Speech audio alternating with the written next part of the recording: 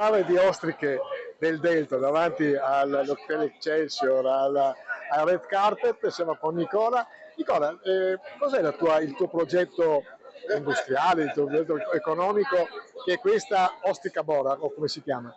Buonasera, Ostra Bora nasce con l'intento di diversificare quello che è l'allevamento nei sacchi scardovari, quindi con questo metodo neozelandese andare a introdurre un nuovo tipo di allevamento di ostriche all'interno della laguna e quindi diversificare quelle che erano prima le economie principali della sacche scardovari, quali cozze e vongole in primis. Poi con la venuta del granchio blu, appunto a causa di questa catastrofe, calamità, saper diversificare ha aiutato il rilancio di questo nuovo prodotto.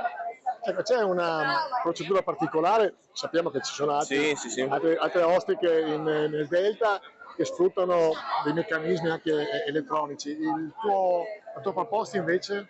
La nostra è quella sono ceste fatte con materiale 100% riciclabile che servono appunto a ricreare la marea in maniera semiautomatica, ma che conferisce alle ostriche appunto un muscolo più carnoso, più spazio all'interno, un volume maggiore per il muscolo dove crescere in maniera tale da aumentare il guscio e quindi conferire un'alta percentuale di frutto all'interno dell'ostrica, minore manodopera comunque per l'ottenimento di questo prodotto. Comunque vada, sarà un successo. Comunque vada, sarà un successo.